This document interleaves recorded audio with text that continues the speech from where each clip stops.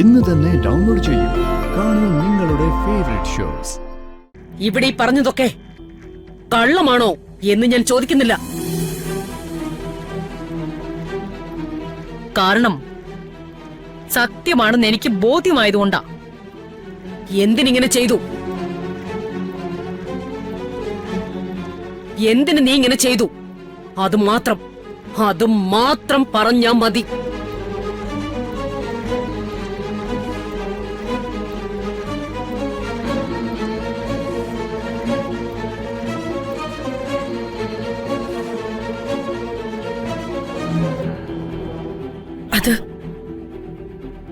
അതമ്മേ, സത്യം പറഞ്ഞ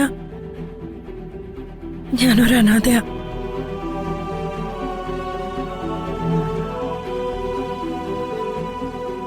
അനാഥാലയത്തിലാ ഞാൻ പഠിച്ചതും വളർന്നതും ഒക്കെ.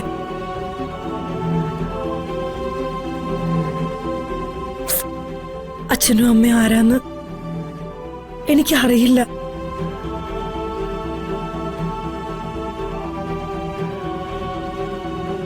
ഞാനൊരു അനാഥയാണെന്നും എനിക്കൊരു കുടുംബമില്ലെന്നും എല്ലാരും അറിഞ്ഞ അർജുൻ സാറിനെ എനിക്ക് നഷ്ടപ്പെടുമെന്ന് ഞാൻ കരുതി.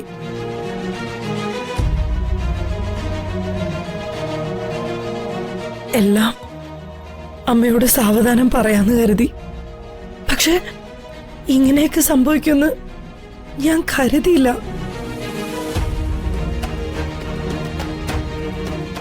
അമ്മ എന്നോട് ക്ഷമിക്കണം. എടി,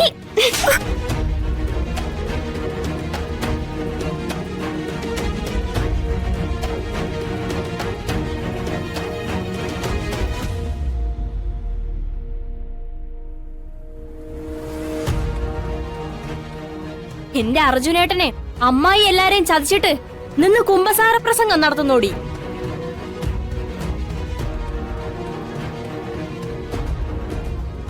ഞാൻ അത്രമേൽ ആഗ്രഹിച്ചിട്ടും നിങ്ങളുടെ പരസ്പര ഇഷ്ടം കണ്ടും അമ്മായി ഈ ബന്ധം മതിയെന്ന് പറഞ്ഞതുകൊണ്ടും അത്രയും ഹൃദയം പൊട്ടിയാ ഞാൻ മാറിത്തന്നത്.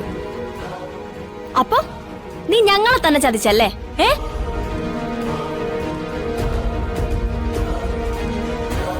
ഒരു കാര്യം ആഗ്രഹിച്ചാൽ മാത്രം പോരാ, അത് അനുഭവിക്കാനുള്ള യോഗം കൂടെ വേണം.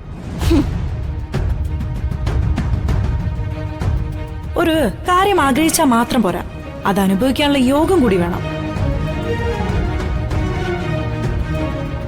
നീ ഒരു അനാഥയാണെന്നും നിനക്കാരുമില്ലെന്നും അങ്ങനെ എല്ലാ സത്യങ്ങളും നീ തുറന്നു പറഞ്ഞിരുന്നെങ്കിൽ, മിനിമം അർജുനോടെങ്കിലും പറഞ്ഞിരുന്നെങ്കിൽ ഈ വിവാഹം നടന്നേനെ. ഇതിപ്പം നിന്നെ സ്നേഹിച്ച എന്റെ മോനെ അടക്കം നീ പറ്റിച്ചില്ല.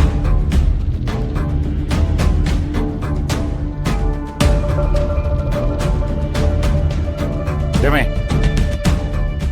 ഐശ്വര്യ നിനക്ക് കൊണ്ടുവന്ന ആ നെക്ലസ് കൂടി എടുത്തു നോക്ക്.